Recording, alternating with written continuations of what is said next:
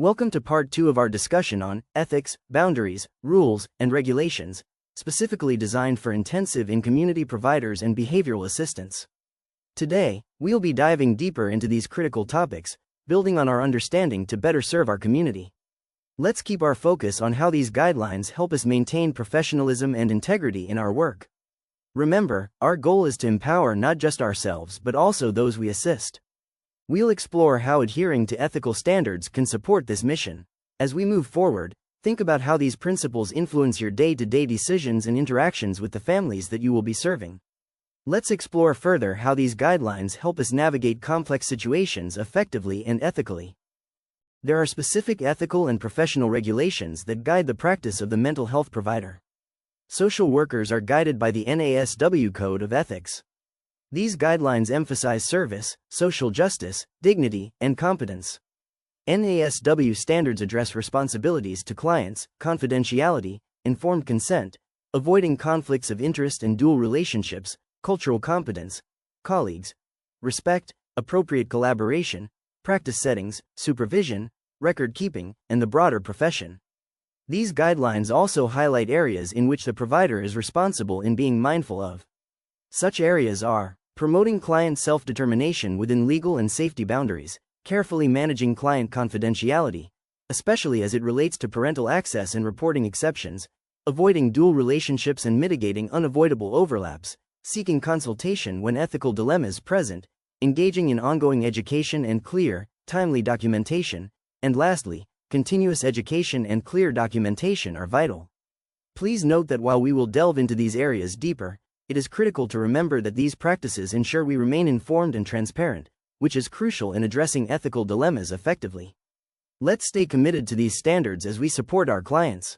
Similar to social workers, providers practicing under APA and ACA guidance must also comply with their respective codes as outlined by the American Psychological Association and the American Counseling Association. These guidelines are vital for maintaining the integrity and effectiveness of your practice. First, it's important to highlight the alignment between these codes and the NASW standards we previously discussed. Key areas include confidentiality, informed consent, and maintaining professional competence. This consistency across disciplines reinforces the importance of these principles. By adhering to these guidelines, we ensure that our practice not only complies with ethical standards but also effectively serves our clients. Let's delve deeper into these specific ethical standards. Informed consent is a critical aspect of child mental health services. Let's explore the essentials. First, it's crucial to determine who can provide consent. This could be a legal guardian, a parent, or an emancipated minor. Next, ensure that you clearly explain the proposed treatment. This includes its nature, risks, benefits, and any alternatives. Don't forget to discuss the limitations of confidentiality. Importantly, we must also obtain assent from the child. Use language that's appropriate for their age and confirm that they understand. All of these steps should be meticulously documented, with written consent stored in clinical records. Remember, informed consent isn't just a one-time task, it's an ongoing process. It should be revisited as treatment evolves or as the child approaches adulthood. Finally, be aware of exceptions, like emergencies or when parental involvement isn't in the child's best interest. Each scenario must be thoroughly documented according to legal and professional guidelines. Let's delve into the concept of dual relationships within professional settings. Our main focus here is understanding why these relationships can be problematic. When a provider takes on multiple roles with a client, such as being both a therapist and a neighbor, it can impair their professional judgment and potentially harm the therapeutic relationship. This is why it's crucial to avoid these overlaps whenever possible. However, in close-knit communities, dual relationships might be unavoidable.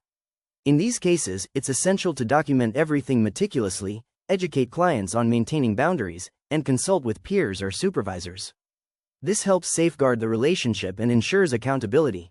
Moreover, accepting gifts or engaging in personal relationships with clients can also blur these boundaries. Such actions can lead to disciplinary actions or legal issues, which we must all strive to avoid. Remember, maintaining clear, professional boundaries is a cornerstone of ethical practice. Let's explore how New Jersey law relates to confidentiality in child mental health services. First, understand that NJ law closely aligns with federal HIPAA and CAPTA requirements. It sometimes even exceeds them, which emphasizes the importance of being meticulous in our practice. Key points to remember. Confidentiality can only be breached when required by law, such as in cases of child abuse or neglect.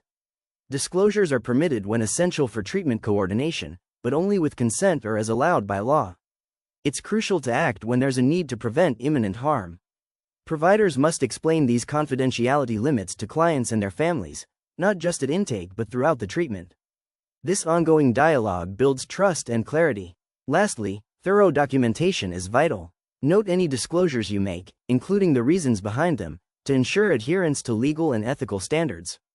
This documentation protects both the provider and the client. Let's talk about the importance of supervision and consultation for CSOC providers. It's crucial for all providers to engage in regular supervision. This isn't just about compliance, it's about fostering ethical practice and supporting professional growth. Supervisors play a key role. They model ethical behavior, review documentation, and help address any issues regarding the scope of practice. It's a shared journey toward continuous improvement. Importantly, behavioral assistants must be supervised by licensed or certified clinicians. This ensures the highest level of care and accountability. Remember, keeping thorough documentation of these supervision sessions is essential. Emphasizing supervision helps us stay on the right track ethically and professionally. Let's prioritize these practices to benefit both our clients and ourselves. Please follow up with your regional partner or care coordination team regarding your clinical supervisor assignment here at Empower You. Here we are diving into the world of telehealth and telemedicine regulations in New Jersey. The New Jersey Telemedicine and Telehealth Act, along with state licensing boards and the Division of Consumer Affairs, sets the stage for how we deliver care virtually. It's crucial that our standards mirror those of in-person care, but with additional layers for technology and security. Remember, providers must be fully licensed in New Jersey and follow the same billing, privacy, and emergency protocols as they would in person. This ensures that all interactions maintain confidentiality and HIPAA compliance. It's important to note that telehealth should not replace in-person assessments when they are clinically necessary and based upon the request of the family. Lastly, specific standards demand real-time video interactions, clear identification of provider credentials, and thorough documentation. Robust protocols should be in place for emergencies, ensuring quick access to local crisis resources. This regulatory framework ensures we provide effective and secure care to our patients, aligning virtual practices with the high standards expected from in-person visits. Now, let's delve into the crucial aspect of billing and compliance, especially in relation to Medicaid. It's essential for providers to utilize the correct billing codes and modifiers while adhering to documentation, eligibility, and credentialing requirements. This ensures that all claims are accurate and justified. Remember, submitting claims for services that weren't provided or that lack medical necessity is not only unethical but could lead to serious consequences. Such actions can be considered waste, fraud, or abuse, potentially triggering audits or even exclusion from Medicaid programs. Empower You has a no-tolerance policy regarding this matter and will address such concerns accordingly as referenced in the Empower You Policy and Procedures Handbook. If you ever find yourself uncertain about billing practices, don't hesitate to consult your clinical supervisor, regional partner, or compliance team. Staying informed is key to maintaining compliance and integrity in our services. By following these guidelines, we can ensure that our billing practices are both responsible and compliant with Medicaid regulations. Provider enrollment with NJ Family Care, Medicaid is essential. It ensures you're recognized and authorized to deliver services. In your case, your agency will make sure this is completed. The services you offer must be authorized and align with individual treatment plans. This means every service should match the actual dates and times of delivery.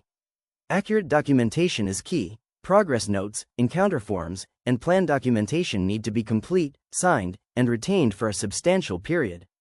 Verification of staff credentials and ongoing training is not just a formality, it's a requirement. Agencies must ensure that all staff meet certification and background requirements. The NJ Medicaid Manual and FFS Program Provider Manual provide detailed guidance on billing codes, unit increments, and reimbursable services. It's vital to adhere to these standards to avoid serious consequences, like recoupment or prosecution for Medicaid fraud. Always be cautious about billing only for services performed and ensuring that coding and documentation are accurate. This diligence protects you and ensures compliance with Medicaid regulations. This leads us to the crucial aspect of Medicaid billing, fraud, waste, and abuse prevention. First, it's vital to understand that New Jersey's Medicaid program has rigorous oversight. This includes scrutiny by the Office of State Comptroller's Medicaid Fraud Division in the Medicaid Fraud Control Unit. Here are the key points to remember. Always submit claims only for services that have actually been rendered and documented. Accurate records are your best defense. Make it a habit to self-report any overpayments or errors within 60 days. Proactive honesty can mitigate severe consequences. Regularly screen against both New Jersey and federal exclusion lists to ensure compliance. Additionally, participating in required compliance training is not just a formality, it's essential to staying informed and avoiding pitfalls. Remember, penalties for non-compliance can be severe, ranging from repayment and exclusion to criminal prosecution.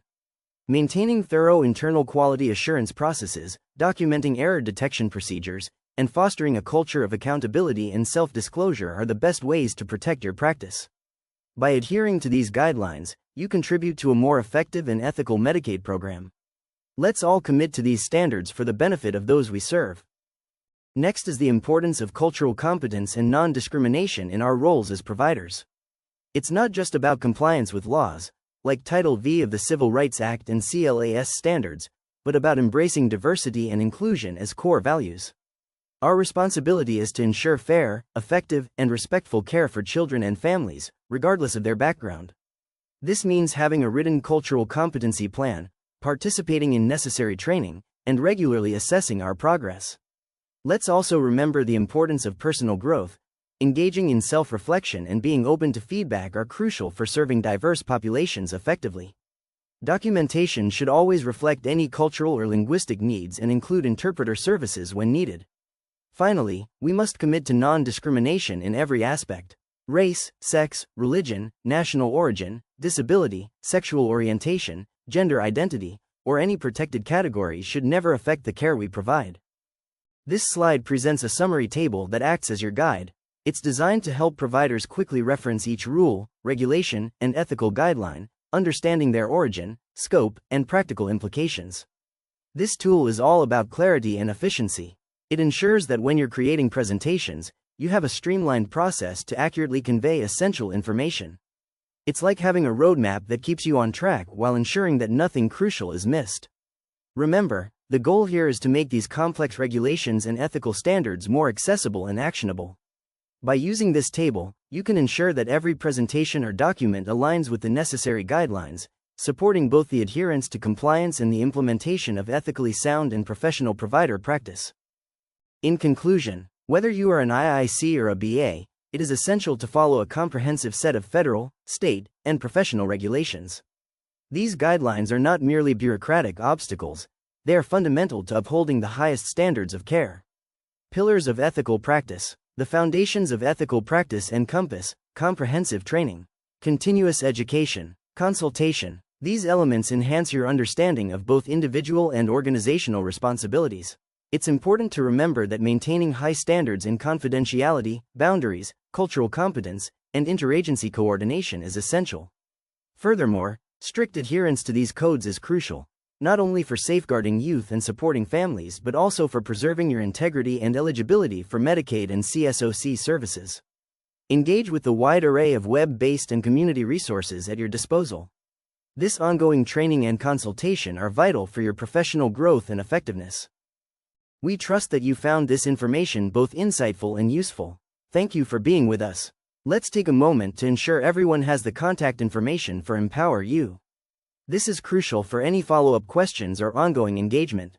All of this information, along with more details about our services, is available on our website, www.justempower.me. Remember, reaching out is the first step toward empowerment, so please feel free to connect with us. Lastly, please be aware that all content is protected under copyright law by Empower You, copyright 2025. Thank you for your attention.